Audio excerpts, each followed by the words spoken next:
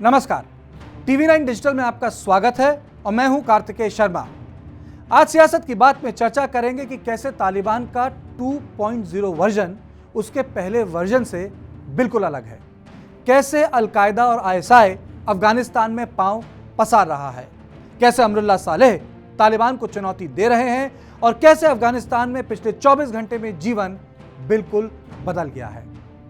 तालिबान का अफगानिस्तान में कब्जा रविवार रात को पूरा हो गया था। तालिबान अब सरकारी कर्मचारियों को काम पर वापस आने को कह रहा है। तालिबान ने आदेश जारी किया है कि सबको पुरानी सरकार के साथ काम करने के लिए माफ किया जाता है। यानी तालिबान 1996 में की गई गलतियों को दोहराना नहीं चाहता, जब उसने राष्ट्रपति नजीबुल्लाह को गोली मारकर एक खंबे से लटका दिया था।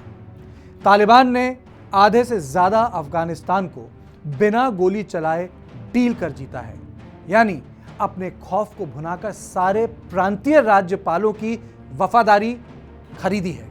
कुछ लोग मानते हैं कि इसमें अमेरिका ने भी इनकी मदद की है। एक झटके में घनी सरकार के राज्यपाल तालिबान के राज्यपाल बन गए। यही कारण है कि अभी तक अफगानिस्तान की सड़कों से लोगों की मार पिटाई की तस्वीरें नहीं आ रही हैं। तालिबान को प्रेसिडेंट पैलेस जलाते, लोगों की पिटाई करते देखा नहीं गया है। तालिबान कमांडो काबुल में गो कार्टिंग करते जरूर देखे गए और तालिबान के लड़ाके मोबाइल फोन पर एक दूसरे की सेल्फी लेते भी देखे गए। ये वही तालिबान है जो रेडियो और टेलीविजन से लेकर मोबाइल और इंटरनेट की मुखालिफत करते थे, संगीत और सिनेमा पर फतवे जारी कर दिया करते थे। सवाल है कि क्या तालिबान बदल गया है, बदल रहा है? जवाब है बिल्कुल नहीं। ये सब इसलिए है ताकि तालिबान को आसानी से अंतर्राष्ट्रीय मंच पर मान्यता मिले। यानी तालिबान चाहता है कि पहले सब विदेश चले जाएं और पिछले 20 साल की मेहनत पर वो कब्जा कर लें और फिर वो कड़े फैसले लेंगे। तब तक तालिबान कोई ऐसी चीज नहीं करेगा जिससे पूरी दुनिया उसके खिलाफ हो जाए। इसलिए तालिबान के पास मीडिया और सोशल मीडिया विंग दोनों हैं। यानी तालिबान नैरेटिव पे कंट्रोल कर रहा है। यानी तालिबान कोई ऐसा संकेत नहीं देना चाह रहा ताकि उसकी तुलना आईसिस से हो जाए। दूसरी तरफ तालिबान के 20 साल बाद वापस आने से दुनिया भर की इस्लामिक मूवमेंट्स को ताकत मिलेगी। ये मैसेज पहले ही चला गया है कि अमेरिका को किसी भी लड़ाई में हराया जा सकता है, बस पेशेंस की जरूरत है। तालिबान अफगानिस्तान में इस्लामिक कानून लागू करेगा और शिया ईरान और सऊदी अरब से ज्यादा कड़े इस्लामिक नियम अफगानिस्तान में लागू किए जाएंगे। यही कारण है कि पिछले 24 घंटे में अफगानिस्तान में औरतों ने सड़कों पर निकलना बंद कर दिया है। बाल कटाने की दुकानें छुप छुप कर चल रही हैं, न्यूज स्टूडियो में महिलाएं काले कपड़ों में एंकरिंग कर रही हैं और लोग विदेशी किताबों को छुपा रहे हैं। यानी बिना तालिबान के कहे लोगों ने खुद ब खुद उनके नियम कायदे अपना लिए हैं। तालिबान पिछली बार की तरह कोई कदम जल्दबाजी में नहीं उठाएगा, हर काम को धीरे धीरे किया जाएगा। दूसरी तरफ अलकायदा का नेता अल जवाहर अपने संगठन को अमेरिका के खिलाफ नहीं उतारना चाहता।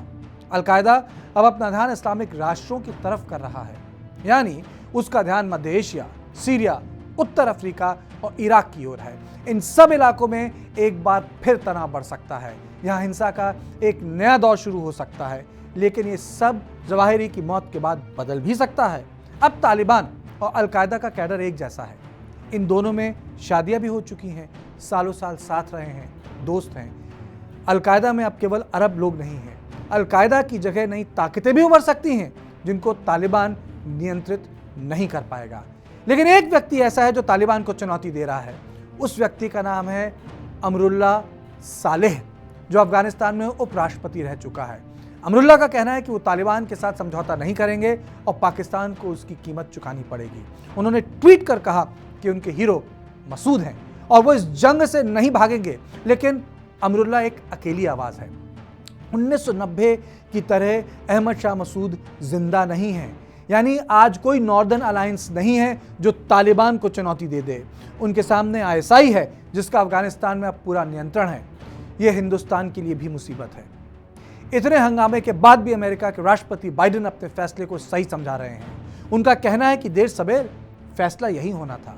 लेकिन अफगानिस्तान की बदकिस्मती देखिए कि अशरफ गनी खुद देश छोड़कर भाग गए और रिपोर्ट हुआ कि इतना रुपया था साथ में कि एक बैग एयरपोर्ट पर छोड़ना पड़ा। आज अफगानिस्तान की बदहाल हालात काबुल एयरपोर्ट बता रही है। यहां छतों पर बंदूकधारी लोग हैं और दूसरी तरफ वो जो देश छोड़कर भागना चाह रहे हैं। धीरे धीरे खुल रही है परतें अफगानिस्तान में, लेकिन हिंदुस्तान को डटकर तालिबान के 2.0 वर्जन को साधना होगा। जैसे भी इसमें साम, दाम, दंड, भेद सभी का सहारा लेना होगा। तो सियासत की बात में बस इतना ही। देश और दुनिया की बाकी खबरों के लिए आप देखते रहिए TV9 डिजिटल।